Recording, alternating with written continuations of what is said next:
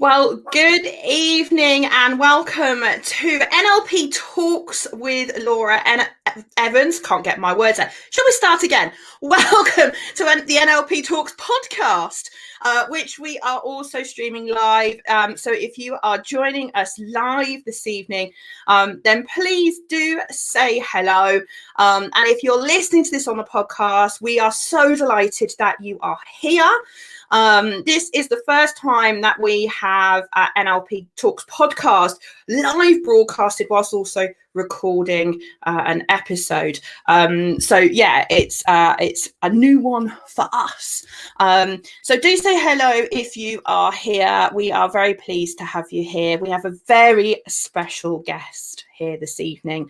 Yes, hello to everybody that is joining and saying hello. We're live across all the Unleash Your Potential platforms, YouTube, and also in the NLP podcast community. And it is my absolute pleasure to welcome to the podcast a wonderful individual called Jamie McAnsh.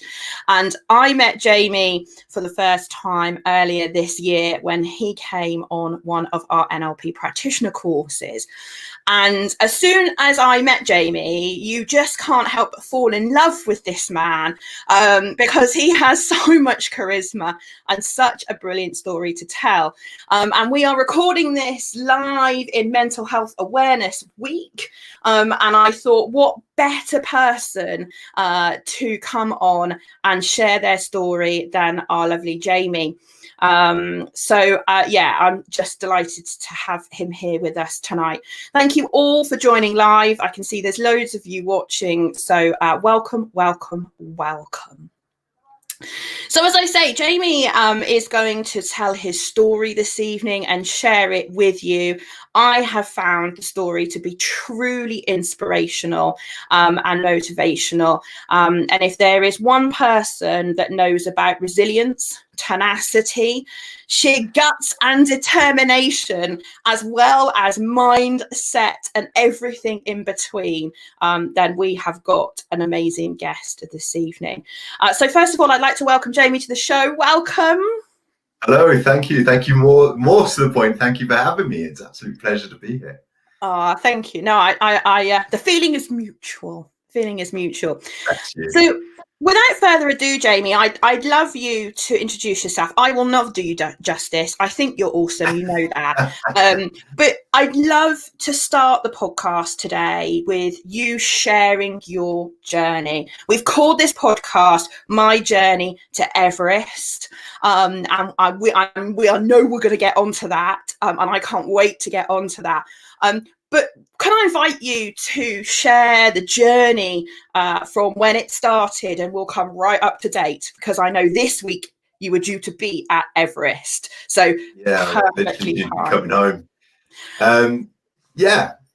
Thank you. So my story starts. To be honest with you, my story actually starts when I was a child in school. I wasn't academic, so scholarship was never going to be my strong point. And basically, my maths teacher once told me that the only numbers I'd ever make up were numbers in the Dole cube. So very inspirational.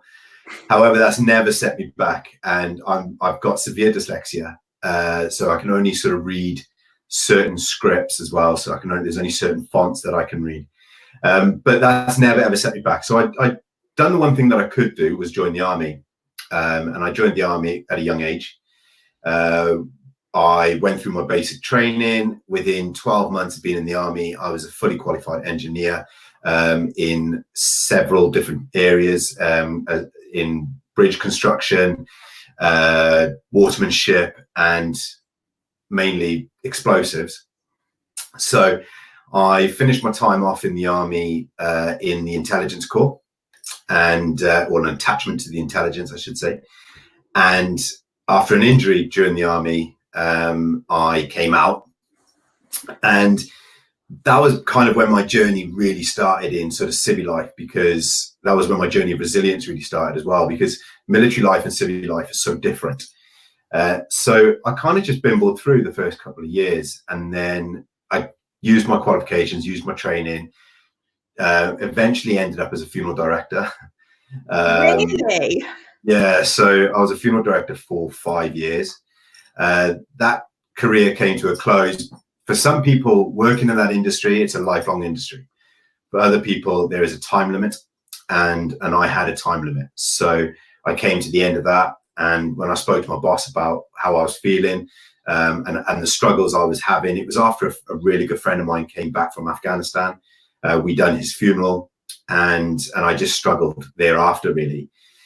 So I spoke to my boss about it, and that was it. His actual words to me was, there's a time in this job where some people just meet that time, and if that is it, you need to either get over it or move on. Mm-hmm. So I went into motorbike sales because that was already an industry. I've been riding motorbikes since I was 15. So it was just, I was offered a job in sales. It was like the dream job. Do you know what I mean? Like, I play with toys. Yay. But at the same time, I was actually working in the theatre as a freelance. So, which was brilliant. That was like kind of my spare time. And then I had shingles in 2013. So in the November 2013, which caused major problems in my job because I was really ill, really, really ill. I had shingles and tonsillitis at the same time. So I had to have some time off work, had to have some time off the theatre. And like everything else, it's a virus. So you just kind of get over it, right? I had like all the medication and everything was just fine. But I had this niggle in my back that I couldn't quite shake. And then I was working on the What's on Stage Awards with, you know, some great names like Daniel Radcliffe and David Walliams and Rupert Grint is the name, the other character out of Harry Potter, you know, Sheridan Smith. There was some really great characters then. I was loving life. And at the time I was also working with Charlie and the Chocolate Factory and Wicked. I was doing Beauty and the Beast. So I had a lot of freelance work coming in, and I was offered a crewman's job, which would have been about £40,000 to £50,000 a year. And I was offered that on the 3rd of January 2014, which was like great. Dream job. I mean, it's like loving life, great money. And then on the 6th of January, I went to bed. And on the 7th of January, I woke up paralysed, and I had, during my sleep, ruptured my spine. Now, this is a rare condition. It's not something that everybody's got to have nightmares about. Basically, what had happened was the shingles had unfortunately caused severe damage to my sensory nerves from my L2 down. So it is rare that this happens, and I've got to, you know, specify that. However, for me, that was reality. So I went through a channel of life where my home had become a cage. I was relying on people to help me do things like washing and cooking and all the rest, because everything I'd known was now different. And I was an imprisoner basically in my own home because my house wasn't adapted for a wheelchair. So I couldn't go. For those listening that don't know what L2 down means. Oh, okay, yeah. What does that mean? So your lumbar is in 10 stages. So L1 is lumbar 1. So you're talking about your spine. The spinal column, yeah. Yeah. So the L2 is your second lumbar disc, and it's what I damaged was the sensory nerves between my lumbar 1 and my lumbar 2. So lower back, essentially. Yeah, lower back, basically. Yeah. So belly button, to give you an idea where it is, belly button height. So yeah, so basically, and I think more and more people can kind of relate to this now. I was unable to go and see my relatives because their houses were not compatible for a wheelchair. I couldn't get out of my house because I had steps coming out the front of the door. So I had to basically replan and have all this work done in my home to make it wheelchair friendly. So yeah, I was quite used to this isolation malarkey before we went into isolation. I was already quite professional at it, to be fair. But like everything, I learned, I picked myself up, I got on with it, I dealt with it, or so I portrayed. And there's a talk that I do called The Man Behind the Mask. And the reason why I use that talk is because I put on a mask that I was okay. When everyone see me, I was smiling, I was jolly, Everyone, I was the confident one. Everyone kind of knew that of me. Where deep down I was kind of breaking apart because I couldn't do the things I wanted to do. I wasn't the person I had been, and I didn't even know why, because at the time I was undiagnosed. I wasn't diagnosed with complex regional pain syndrome, which is the condition I have, short CRPS for short. I wasn't diagnosed until 13 months after rupturing my spine. Wow. So I had a big journey ahead of me for 2014. So I took a drug overdose. How that came about was I was on my way out to go to a wedding, and I was all dressed up, and we had a ramp put in by now, but it was a portable ramp, an aluminium one. Mm-hmm. So I had literally had to wheelie over the front door and of the door jamb and then skate down the ramp. It's the only way I can describe it. Wow. But on my way out, I looked down and I'd wet myself because the three things that that nerve controls between your L2 and your L1, there's three main functions, and I'll share that with you because it's prudent. So the first one is it controls your bladder control. The second thing it controls is your bowel control, and the third one, which is probably the one from a young male, I was only 33-ish, it controls the ability to ejaculate. So not only had I lost my independence, but in my mind, I'd lost my manhood, my mojo, if you like. And that's it's a big bullet to chew on. When you're married and, you want to, at the time we were thinking about starting a family and stuff like that. It was a big thing to chew on. So when I looked down and I'd wet myself and we were on the way out, we were like kind of rushing to go. That was kind of the final bullet for me, really. And 2 days later, I took a drug overdose. I was hospitalized on a machine. I'd had a good go at it, and fortunately I'd failed, or in my term I've survived. So I survived that attempt in my life. And a friend of mine came in to see me whilst I was in hospital, and he said to me, what's the matter? Like, what have you been up to? And he'd done something that I promote a lot in my talks, was he listened. He didn't try to resolve the problem. He didn't give me a fix. He just listened to what I had to say. And when I say I cried, I cried. So for 2 hours, he had everything, every frustration, every angry, he had the whole works, all the emotions that I had. And then afterwards, he just went, I think you should come play basketball with me. And I was like, what do you mean? And little did I know at that time, it was going to change my life. He said, well, look, mate, you've got nothing to lose. Come and give it a go. Since then, so that was April 2014. Straight after that, I started playing basketball and was signed for the Cardiff national team. Then I was picked because of my speed for tryouts for the Welsh rugby team. In the August, 8 months after waking up paralysed, I was capped for Wales, playing in the Welsh team for the Six Nations. In the October that year, I decided to do the one thing I love doing, which was climb a mountain. And I took a wheelchair built for Tesco's, chopped the front end off, took a mountain bike designed for a 2-year-old, cut the back end off, welded the two together, and made myself a 3-wheeled wheelchair, and became the second person ever to self-propel a penny van. Wow. Yeah, it was pretty cool. There's a famous photo, viral photo of my medic actually gluing my hands back together because I'd worn all the skin down on my hands. Actually, literally glue. Yeah, so she was using this like medical tape stuff to basically glue the skin back down on my hands because my hands had basically worn down to the flesh. And she said to me, Jamie, you can turn back, right? And I went, yeah, I know I can, but right now I'm halfway up, and which means I'm also halfway down. So I may as well just do what I wanted to do.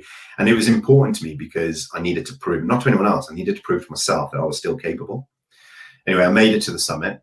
When I got there, there was probably about 100 people on the summit all cheering me because they'd been watching me climb the mountain on the way up, and they waited for me. And like a good man that I am, a true macho man, I burst into tears.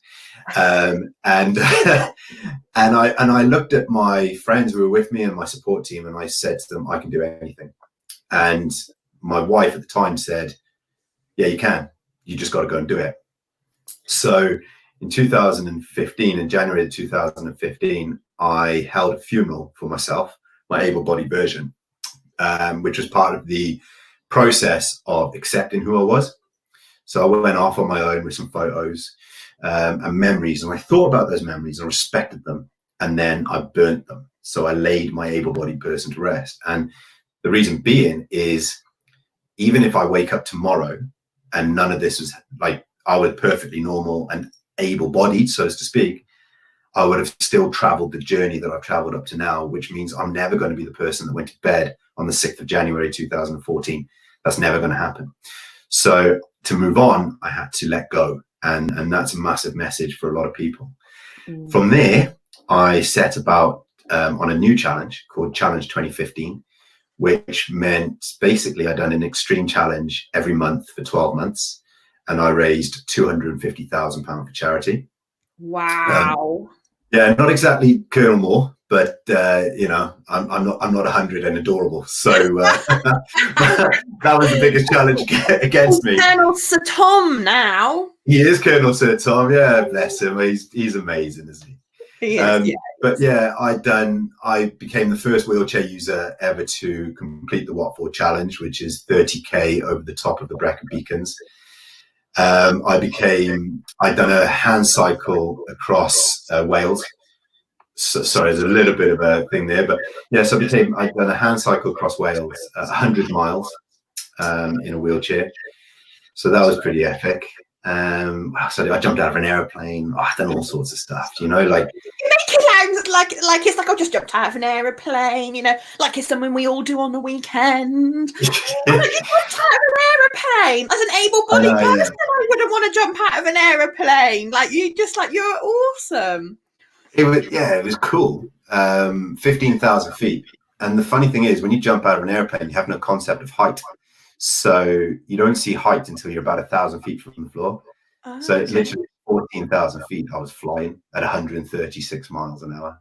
It was epic. Like literally, it was epic. So yeah, that was just a couple of the things I'd done. And I rode a motorbike again, and then ended up going down with the talent race team and racing Snetterton with them. So that was pretty cool. Just done loads of stuff. And then I'd done a bit of archery, and then I was asked to try out for the Invictus Games for the archery team. And I declined, actually, because they wanted to make my story a sob story. And I didn't want that to happen, because I'm going to be honest with you. Yes, I'm disabled. But in 2 years of being disabled at this point, I've achieved more than I've ever achieved. I've met some amazing people. I've learned some amazing things. I've learned more about myself than I've ever learned in my life. And if someone said to me at that point, would you want to be able-bodied again? My answer would be no, because I've learned to adapt to being disabled. And to be fair, I've made the most of it. And to become able-bodied now, I'd have to relearn. And also, I don't want people to think of it being disabled as a negative thing, because some of the most amazing people I've ever met have had a disability of some description, and it's not a negative thing. It's just a thing. So I declined that. And that pretty much up until then, life was going pretty well, actually. And then in 2016, I was nominated for the prestigious Charles Holland Award for my work with charities. Never ever thought I'd get it. I just thought it was a joke, actually, at first. 100,000 people were nominated. And 100,000, blimey. When you think about it, it's like Wembley Stadium. I think it's twice Wembley Stadium or something. So when someone says to you, oh yeah, you've been nominated for this award, and you go, oh yeah, how many people are nominated? Oh, 100,000. You go, well, that ain't gonna happen. So you can imagine my shock when I was then called back to be told I had to be in London, because I made it down to the final 3. And even then I was like, oh yeah, that's great. At least I'll get a nice meal out of it. And I'll do anything for a bit of grub. So, and then when I was then told, like, Simon Weston was the compere, and then when he read out my name and said I'd won, I was lost for words. right? That doesn't happen very often. So yeah, so that was pretty cool.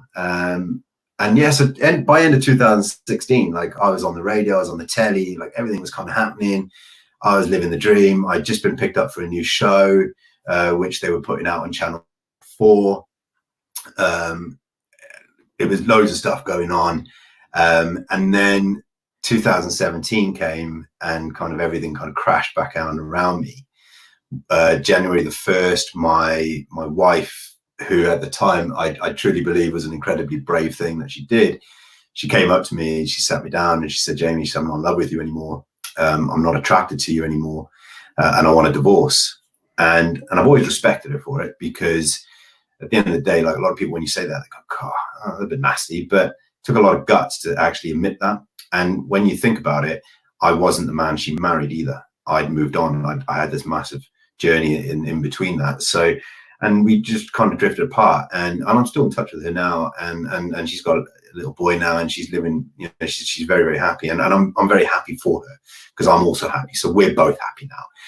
But I just wanted to kind of clear that out, because a lot of people, they go, oh, that's a bit, but it is a brave thing to do when someone admits that. 6 weeks later, I got diagnosed with cancer. So I then had to go through chemo. I remember when my doctor said to me, he said, Mr. McAnsh, you know, it's bad news. And I said, oh, what's the matter? Because I had this lump on my chest. And I said, oh, okay, go on, hit me with it. Like, just, well, what is it? He said, you've got cancer. And I just went, of course I have. Why wouldn't I? And he said, I kind of knew you were going to do that. So I went and started my chemo. That didn't go well. I started losing a lot of weight. I wasn't eating properly. I couldn't keep food down. I just felt sick all the time. I was living on my own at the time. And then my mum said, look, Jamie, why don't you come and move back in with me? So I agreed.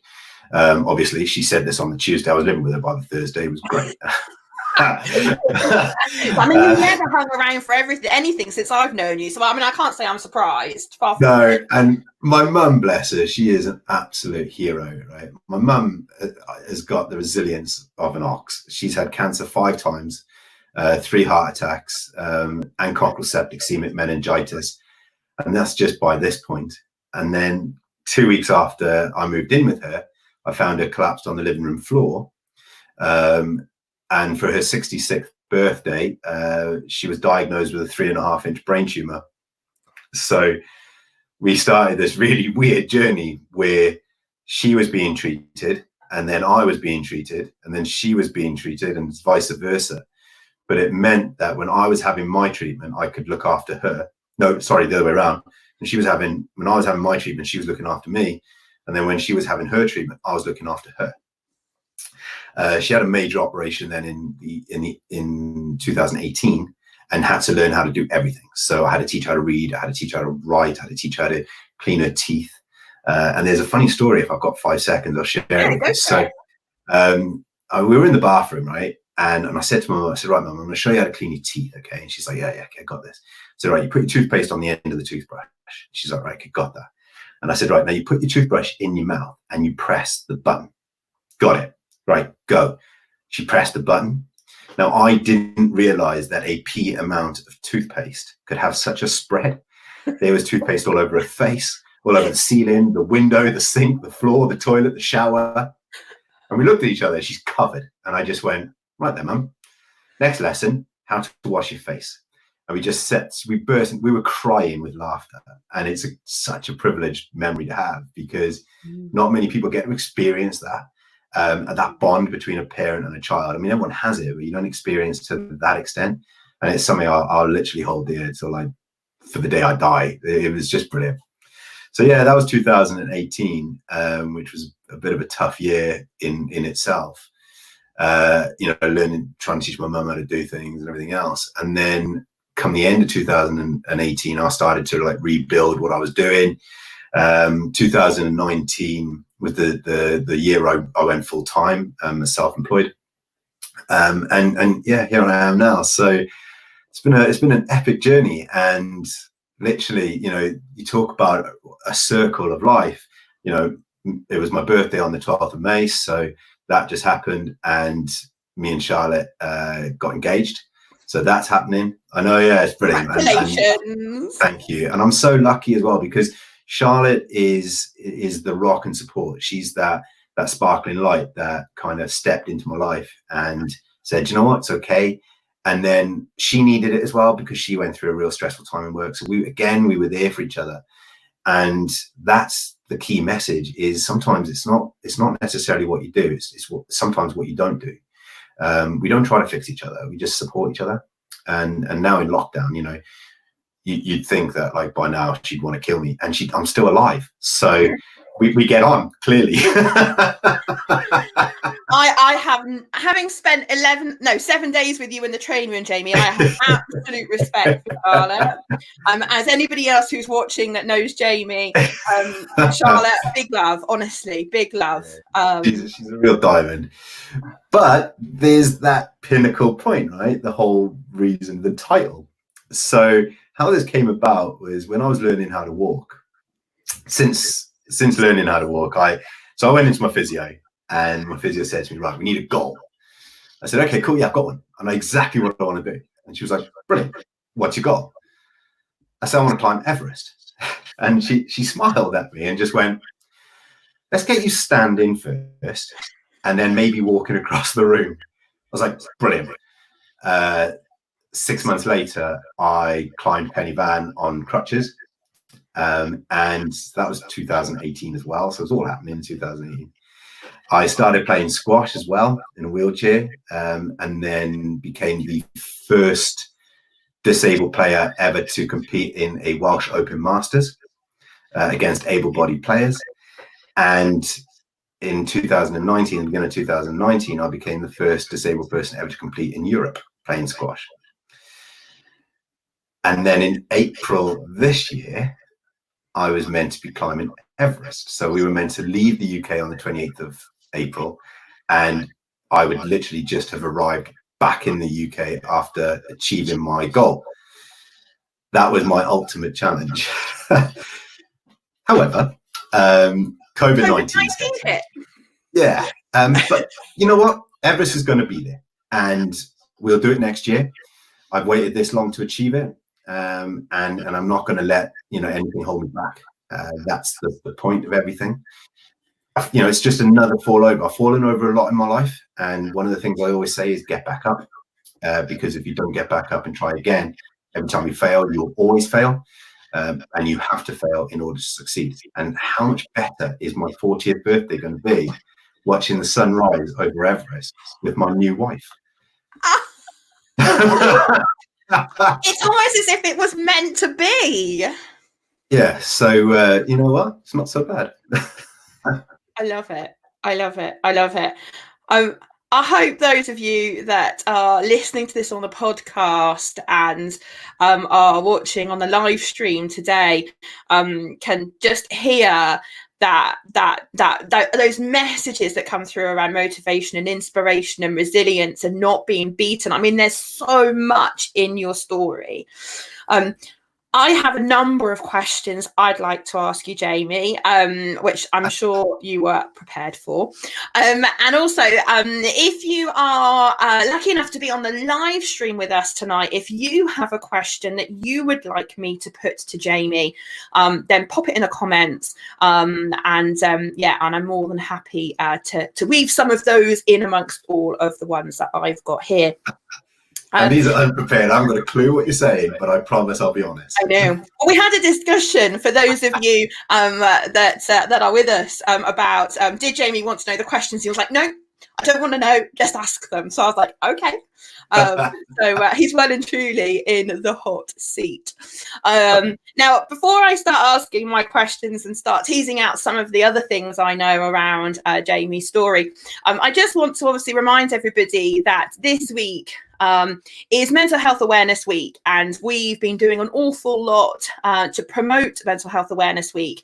And if you're enjoying the podcast episode tonight, please do consider popping over to our Virgin Money giving page. We are raising money for Mind, which is a mental health charity here in the UK. If you are listening to the podcast on Apple, Spotify, or any other podcast platform, then just head over to nlptalks.com, find this episode of Jamie's, and you will find the link on the website. So yeah, So, Jamie, the obvious question, which I would love to start with, is what drives you? Like, you have got drive like no one else I know. That ability to pick yourself up and keep going. What is it that drives you? That's actually a really fantastic question, and it's a real easy answer. I'm a big believer that your brain will take you so far, and your heart will drive you the rest. When I was able-bodied, everything would get done tomorrow, and then when I became disabled, all of a sudden tomorrow didn't come around. And when you have a relative close encounter to death, like I have, when okay, granted, at my own hands, but albeit it was there, you kind of realize the value. And I remember when when I did it, I can remember how ashamed I was, because I've got so many loved ones around me, and my mum at the time, and my dad at the time as well. I've got all these loved ones around me who really care about who I am, and I let them down, and I swore that I would never do that again. And not only did I let them down, I let myself down, and it's not a bad thing, because it's a journey that you have to take, right? You have to realize these things. And in matter of fact, I only actually told my mum about the drug overdose about 2 months ago. So, I've been living with it all this time, and my mum's very proud of me, and I know my dad was, and that pride is a real driver. I mean, you listen to what my mum's been through, and she's 67 years old now. And since lockdown, she's walked over 200 miles. The apple never fell far from the tree. Do you know what I mean? And my mum's always been honest with us, and she's always been blunt with us, and my dad has always been honest with us. And my mum and dad have always sort of pushed into us that, you adapt and you overcome. And, when you fall over, you pick yourself up and you dust yourself off. Don't cry, just pick yourself up and carry on. And I think those childhood lessons have come through. So yeah, I'd definitely say the love of my mother is the massive driving tool in my resistance and resilience to what gets thrown at me. I love it. And I love your phrase, and I heard you use it the other day around the head will take you so far, but the heart will drive you the rest of the way. And I just think it's such a, it's almost like that passion, isn't it? It's that flame inside of you that you are just not prepared to let go. Yeah. And so yeah, just phenomenal. Now that leads me on to my next question, which is a challenge I have as well as I know you have, which is this balance between knowing when to walk away as opposed to knowing when to keep pushing. Because the passion that you have, the drive that you have, is brilliant, and without that, I'm sure you would never have achieved everything that you have. I mean, the accolades that you have are just phenomenal, Jamie. They really are. But there's a downside sometimes to that passion and that drive, and I know from my own personal journey that affected my mental health. So I'd love to get your take on, how do you know when enough is enough and it's time to stop, as opposed to keep pushing? Like, there's a fine balance, right? Yeah, it is. Yeah, you're right. Usually I get the look from Charlotte.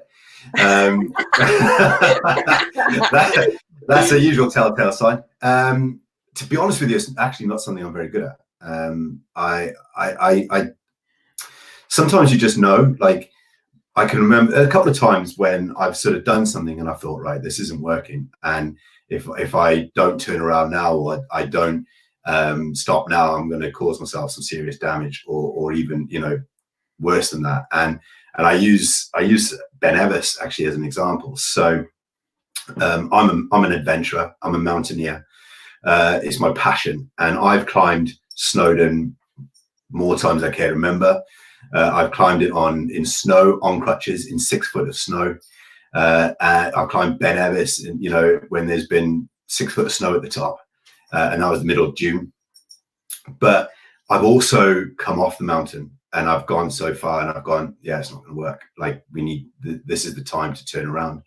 And it's that old saying, Everest is going to be there tomorrow, and so is the mountain. And I think everybody has a mountain to climb. It doesn't matter. Mine is a real mountain, but it doesn't matter what that mountain is. It could be the next business deal. It could be the next maths exam. It could be anything. But you can drive yourself so far. But if it's like when you're doing working in a business, because obviously I run my own company. So when I'm working in a business, if I get frustrated, I'll walk away and come back, because when I come back, I'm fresh. And when I'm driving myself into a challenge, after I've asked myself whose stupid idea was this in the first place, I assess the situation as I'm going along. And if I think I'm going to put myself or others around me in danger, then I will always make that call to call back another time, because nothing's worth like dying for, and does that affect my mental health? It has done in the past. Like, I used to think, oh God, I'm a failure again. But now I don't look at it like that anymore. I actually quite enjoy failing, which is really weird, because when I fail, it means I get to do it all again. And so I relish failure, because I learned that the amount of times I've done challenges, and now I consider myself quite successful now. I'm successful in business. I'm successful in life. I'm successful in happiness. I'm successful as a pioneer. But I failed more times than I've succeeded. And the only reason I've succeeded is because I failed. So that helps my mental health a lot, because it's a case of understanding it and respecting it and going, do you know what? Actually, failing is actually part of succeeding. So when you fail, you're on the way to success. Great. Keep going.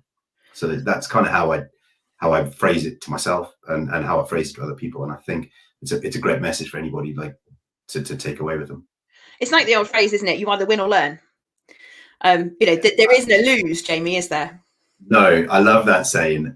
So another famous saying of mine is, you never lose, you only ever win or learn. And I believe that. So I've either succeeded or I've learned from my mistakes. And I make a lot of mistakes. My father once said to me, learn from other people's mistakes, boy, because you'll never live long enough to make them all yourself.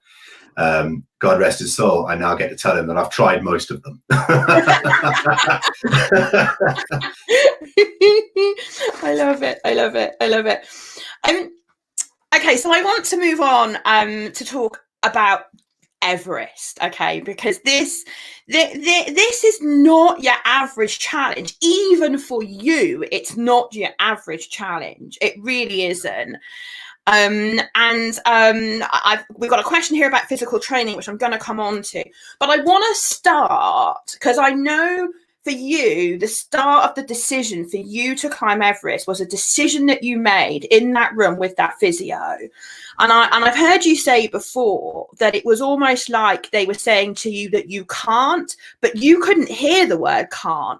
So tell everybody kind of how that felt and how you started to reframe that in your head, because I'm not being funny, with someone that has got your track record of achievement in challenges as you have, to be told you can't do something, I'm thinking that's a little bit like a red rag to a bull, quite frankly. Yeah. So when someone says you can't do something, I hear you can. And when someone says you won't do that, I hear I have. And I've been told my whole life what I can't do. My maths teacher told me the only numbers I'd ever make up were numbers in a doll cube. My English teacher told me I had no concept of the English language. He's probably right. But, I'm now a writer, I'm a blogger. I run my own company. I do all my own accounts. So I've achieved all of the things that were against me as a child. And when I became disabled, all the doctors were going, oh, you won't be able to do that anymore. And everyone around me was going, you're not going to be able to do that now, are you? And so I kind of set about myself to go, well, actually, yeah, I can. And you're right. I made that decision very early on. And it was probably before physio. I made that decision when I was lying in a hospital bed, realizing that I'd made probably one of the biggest mistakes of my life. And then also feeling very grateful that I'd failed. So again, another positive for failure. I survived something that could have been a very different story. And the biggest challenge I had with actually Everest, believe it or not, is not climbing the mountain itself, although I still haven't done that yet. But the biggest challenge I had was finding someone willing to take me. And because of, health and safety and insurances and everything else. And I spoke to a company called Everest, and I hope you don't mind me punting them, because they've been brilliant, right? So I spoke to two guys, Andy and Dave, and I said to myself, oh man, they that's what they do. They do high altitude adventure trips. And I said, oh man, I'd love to do Everest. And he was like, why don't you then? I was like, well, because I'm on crutches, and to be honest with you, I said, no one will take me. And he literally looked me clean in the eye and he went, I'll take you. He said, if you're serious, I'll take you. And I said, oh no, I'm deadly serious. I said, I've been wanting to do it since I was like a kid. He said, great, let's book a date. And we booked the date there and then. And I paid the deposit there and then for me and Charlotte. I hadn't told Charlotte at this point. So she was going up Everest before she even knew it. No, so that was a little surprise I had for her on her birthday.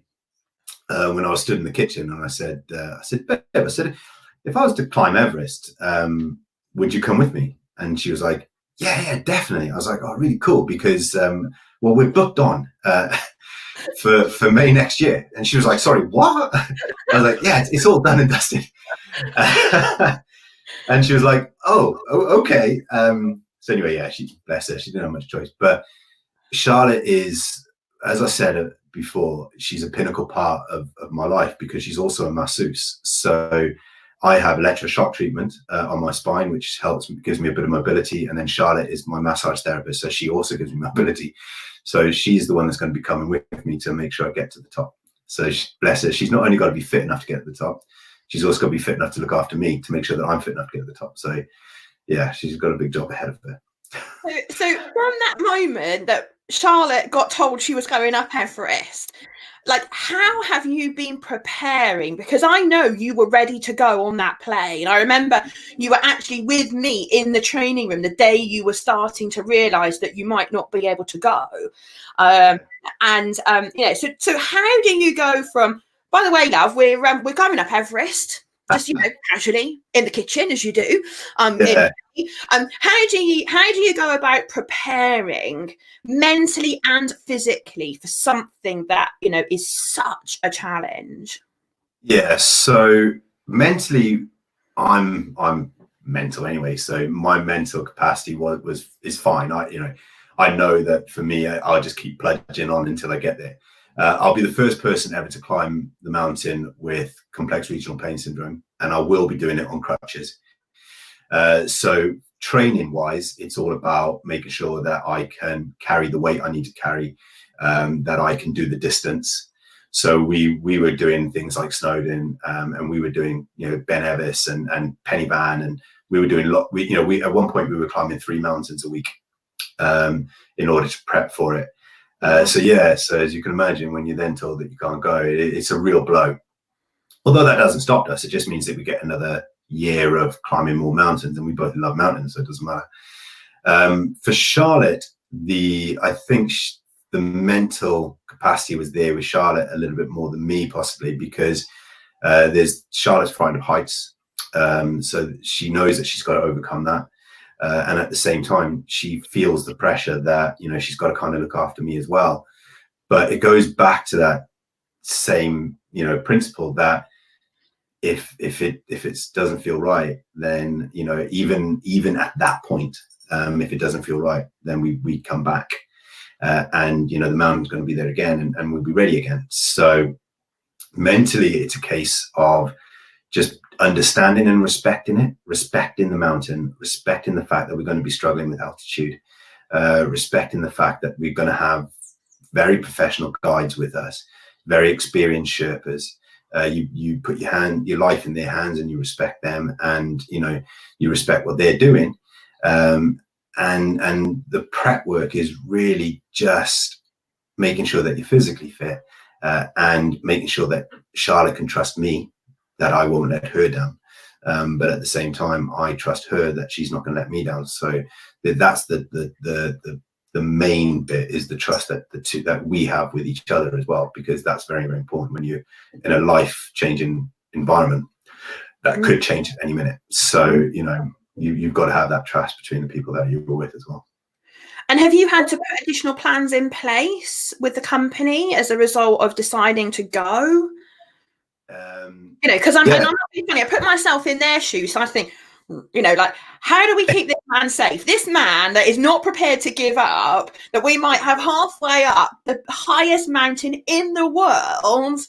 And like how have they been preparing to support you? Do you know? To be fair, they've like the Sherpas all know about it. They all know my story. They all know who I am, and they know what I am and am not capable of. You know, stepping everything aside, I'm a very experienced mountaineer anyway. So, you know, they respect that and they understand that. But at the same time, they also know that they're the ones in charge. So they are the ones that make the call. They're the boss, and I don't argue with that. You know me from learning. I'm gobby and I'm mouthy and I'm confident, but I also get being told very, very well, and especially if it means it's life or death. And in your training room, it literally was life or death if I didn't listen to you. You know what I mean? Who knows where that could have ended up? But we've worked really closely with the team as well. They've been great assets to us. And in fact, because I'm doing it to raise awareness for CRPS Aware, they've actually donated the trip for me and Charlotte as part of the charity fundraising. So they're actually now sponsoring us up the mountain. And the other company that's going to be sponsoring us is Smart Crutch, who's the company that actually makes the crutches that I'll be using to take up there, and the feet as well. So yeah, I've had great support from some amazing companies, which is always brilliant. But I think they all want to I think they just want to see me get up there. I carry this kind of, like you said, I've got this like kind of charisma about me, and because I work hard, and because I never give up, and because I'm sensible but determined, people want to see me succeed. And I respect that and massively appreciate it. And I have a lot of love for that, because I want to make sure I don't let them down as well. So there's a lot of that kind of going on with just general respect, and respect's a massive thing. So what's the plan when you get to base camp? I don't know. Eat a Cadbury's cream egg. And just appreciate my time. I mean, unfortunately, I won't be summiting Everest, because that would cost me my life. My body will start breaking down at probably about 4,000 meters. So to try and make Everest summit, I wouldn't make it anyway. I wouldn't make it past base camp 2. So it's going to be summit, and then it's going to be base camp, and then the next day we'll be summiting the mountain next to Everest. I can never remember the name, and I really should get it in my head. But I can't remember it. But yeah. Numnetch or something's called. But anyway, the day of my actual birthday, my 40th birthday, I'll be watching the sun rise over the summit of Everest. So yeah, so base camp day is going to be basically, bear in mind when you get to your goal, and I've said this a lot, when you climb your mountain, you're only ever halfway there. You've got to come back down. So when I get to where I want to go, I'll prepare myself to come back down, which is as hard a challenge as going up, because when you're coming back down and your weight is being bared basically on 2 ferrules, which is what the size of effectively a 50p piece. You've got to watch your step, and you've got to keep your mind has got to be in the game, because if you slip and fall, that's not a place you want. It's not a place you want to break a bone, right? So you've got to keep your wits about you and keep your head in the game. And so yeah, even when I get to my summit, which is base camp, I've got to keep my head about me and get back down. So the first thing I'll be doing is eat my Cadbury's cream egg, enjoying the moment, appreciating the views, and then getting back in the game, ready for the trip back down. I love it. I love it. I love it. So let me ask you, what happens if, I don't know how many days this is going to take you to get up and down. Do you know? 18. So 18 days up and back, or? Yeah. So it can be done in 15. We'll probably aim for the 15, but we leave a couple of days just in case anything happens. So the weather can change, for example, and you may be stranded up there for a day or so, in which case then it gives you enough time to kind of, you've got money to play with, basically. You're not hanging around, are you? You're going to be getting up that mountain. Well, actually, funny enough, because I'm not as fast as able-bodied walkers, I actually stand a better chance, because I'll have more time to acclimatize to the altitude. So that's something else that we've worked with and worked on is how my body will react at the speed that I'll be traveling. So I've looked at how my average speed is, and I've calculated that over the distance. And to be fair, the fact that I will be slower than most of the fitter guys will actually work in my favor. So yeah, it's all silver lining and all that, you know. Oh, isn't it? Now, I have heard you refer to things called muddy puddle days. Yeah. And I'm curious because over those 18 days, you may well end up having a muddy puddle day. So help everybody understand what that term means to you, because it's your phrase. And also, I'm curious as to how are you planning for that? Like, how are you planning to get yourself through that? So, okay, I'll explain what a muddy puddle day is first off, right? If anyone's ever been in a wheelchair, all right, there's two things that you can't push through: chip-ins and muddy puddles, right? So whenever I'm having a bad day and I feel sluggish and life's getting a bit on top of me and it's just getting a bit hard, I refer to them as I'm having a muddy puddle day. And I tell Charlotte that, you know, if she looks at me and she goes, "Everything all right?" I'm just having a muddy puddle day. And she respects it. She understands it. So she doesn't go, "Well, you know, is there anything I can do?" Yeah, because I don't want people to do that. I just want people to understand. And how my coping mechanisms with muddy puddle days is I also respect them. So if I know I'm having a bad day, I don't beat myself up about it. I just go, "Do you know what? I'm having a bad day," and that's okay. And it's also okay to tell those around you, "I'm having a bad day. There's nothing wrong with me. There's nothing wrong with you. You haven't done anything. This is just the way it is, and I've got to get through it in my own time." And I meditate. I love meditation, and I use a lot of meditation when I'm in a real bad time. I meditate, and that's my way of just stepping out. So I stop speaking to people. I sit and I be quiet, and I take the time for myself, and I just give myself the time that my own mind is asking for me. So, you know, when I walk, at times I have sore legs, sore feet, sore hips, my joints swell. I have pains even in my little toes. I don't then push it. I allow them to heal. And my brain and my mind is exactly the same. I respect it the same way as I respect any other limb in my body. And when it needs time to rest, I give it that time it requires. And that's how I get through muddy puddle days. And everyone knows what a muddy puddle day is now. So they all know that all I'm doing is just resting myself so that I'm recharged for the next day. Yeah, I love it. I love it. I'm conscious that we could sit here all night and talk, but and I love your story, and you know, and honestly, I could sit here all night. I just think you're such an inspiration. I'm thinking, you know, some people might be listening to the podcast who have people in their lives that are struggling at the moment. Yeah. You know, people that are struggling with their mental health, people that are struggling with the confines of being, you know, in lockdown. You know, for those of you listening to the podcast, we're recording this in the middle of the COVID crisis pandemic in the UK. And so we're all being asked to stay at home. And I'm thinking you probably have got a few pearls of wisdom, you know, to offer, both in terms of what people can do to support people that are going through mental health challenges, but also how to cope yourself with, you know, what is essentially an overnight crisis that we're all in. And I'm just wondering if you could offer some pearls of wisdom in both those camps. Yeah, so to help and support other people, just be the person that listens and respect the other person. So, you know, if someone's having a bad day or a muddy puddle day and they say, "I'm just having a bad day," just respect it. Offer them your ear to listen. Always be the one to listen. And, you know, someone listening to me saved my life. It's as simple as that. And I've always said, you know, if you've got nothing to say, then be the one to listen, because to you it's a very small gesture, but to them it is literally the world. So if you've got nothing to say, be the one to listen. That's my top tip for supporting other people.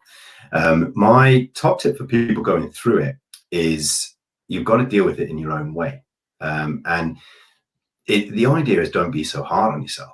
You know, the truth of the matter is, whatever the circumstances, you're still here, which means you're doing great.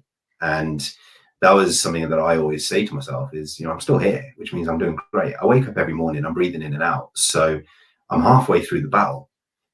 But another way of looking at it as a positive perspective is right now you are pioneering the rest of the world, because in times to come you're going to be sharing this journey and sharing this story, and we are going to be the firsts. So we're going to be the first people to learn about online learning and adapt into online world. We're going to be the first to change. So many changes are coming, and we're going to be the guinea pigs. We're going to be the first people to achieve that. And in times to come, when you look back at this, actually what we're really doing right now is making history and is changing the world, and I think for the better. So that's the two kind of ways I keep saying to myself, do you know what, in 5 years time, when I look back at this, or even 6 months time, I'm going to look back at this and realize what I've been through, and realize what I've also achieved and survived and come through the other end. And is it going to be as important, a bigger deal, or as a stressful situation as it is now? Like in 5 years time, is it going to mean anything to us? And that's what I keep trying to say to myself, in 6 months time, this is just going to be another experience that I've learned and come away from. So yeah, I kind of hope that kind of answers your question. It's a real difficult one to answer, because to support other people you can do, but there's when you're in that overwhelm of your mental health, it is really, really difficult to admit it to yourself sometimes. And that's the key. It is always the key. Admit it to yourself. And the second you ask for help, you're on the road to wherever you want to go. Yeah, and I totally agree. I mean, I've heard you talk before about your biggest enemies were in your mind. When you go back to those days when you woke up overnight, just literally overnight, and you were confined to your house. I can only try to even imagine, because I haven't done it, but about how that must have felt, and those demons that must have been in your mind that you so courageously battled against all the odds to walk again, to do all the things that you've done. I just think is phenomenal. And those demons or enemies, as you call them in your mind, like, you well and truly got them in check, right? Yeah, I mean, one of the biggest problems for me, I'm ex-forces, as I said, and we've all done things that we're not proud of, and we've all done things that we've had to do. Some of us have had to do other things that the average human person will never ever have had to experience. And quite frankly, I don't I envy that. Like, I wouldn't want anyone to experience some of the things that I've gone through, especially in my military career. And so I went through the whole, this is payback, this is karma, this is the world's revenge. So I had then demons to deal with as well, and I had to deal with them first, because those suckers were the biggest demons ever. And to deal with your own self-guilt is self-destroying, and that was another thing that I had to deal with. But I had to keep them in check. I had to say, listen, Jay, like, this is not the case. Like, this is just a freak accident. So yeah, I had other demons as well, other skeletons that I had to deal with, but I just dealt with them one at a time, because bite-sized chunks, right? You can't deal with everything all of the time. And I always say to people that I'm a very good businessman. I'm a very good, partner. I'm a very good friend. I'm a very good trainer, but I'm not very good at it all at the time. I'm only very good at it one at a time. So I just concentrate on what I'm being good at that time, and then worry about the rest when I have to. I love it. I love it. I love it. That is just brilliant. That's brilliant. I can't thank you enough for giving us your time this evening. I mean, we could sit here for a whole other hour. I mean, I haven't even got halfway through my list of questions. I'm a bit of a talker, I told you that. and I'm just, and I know I'm going to be seeing you again very soon anyway. And, continue to look forward to getting to know you and your story even better. Your journey is absolutely inspirational. Like, you just list those things about going up Penavan on your hands, the plane jump, doing the hand cycling, being the first person in Wales, disabled person to compete. And I just, you just look at all of those things. I think any one of those would have been phenomenal, but you've done them all, and you've gone, that ain't enough. I'm going to go up Everest.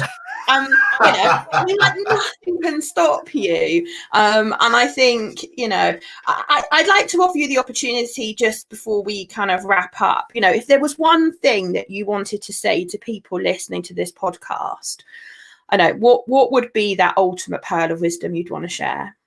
I'm so glad you gave me that little second to say this.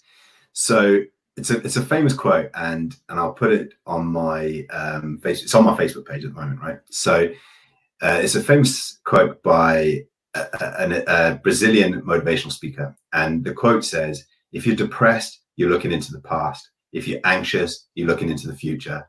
And if you're looking into the now, you are calm."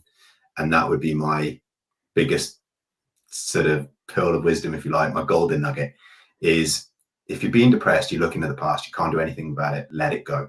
Burn those photos, burn that time, bury it. If you're feeling anxious, you're looking into a future that you're never going to have any control over until it is the now, which is the only bit you do have control over. And in the now, when you're thinking about the now, that is when you're most calm. And every second you waste worrying about the past or the future, you're missing out on the now. And I think that's a real golden nugget, and I'm so happy that you allowed me to share that. Well, thank you so much. Jamie, if people want to get in contact with you, so I know you're a very popular motivational speaker, you do a lot of work with schools, motivating children, doing after dinner speeches, we're so lucky to have you here on the podcast. And if anybody's listening and they want to get in touch with you, what is the best way for them to do that? Basically, if they type in my name into Google on the first 10 pages, so you can't lose me. If you want to get in touch with me, jamie@cnobounds.co.uk is my email address. I'm more than happy for you to do that. You can contact me via Facebook. I'm on Facebook. My company's on Facebook, See No Bounds. My website, you can contact me through that as well. And I am more than happy. If you need someone to ask a question to, or you just want some advice, or you just want to have someone to listen that you don't know, I'm more than happy to do that. So, because I know how hard it is to be stuck in a dark corner. It's very generous of you to say that, and thank you very much. Well, it's been a privilege to have you on the NLP Talks podcast. Thank you so much for sharing your story, answering my questions, and inspiring us all. Thank you so much. Thank you to everybody that has been watching us live. I very much value you and your time, and thank you for being with us. If you felt able to, I'd love you to make a donation to the charity Mind, which we're supporting this week for Mental Health Awareness Week, and you can pop over to virginmoney.giving.com/unleash your potential,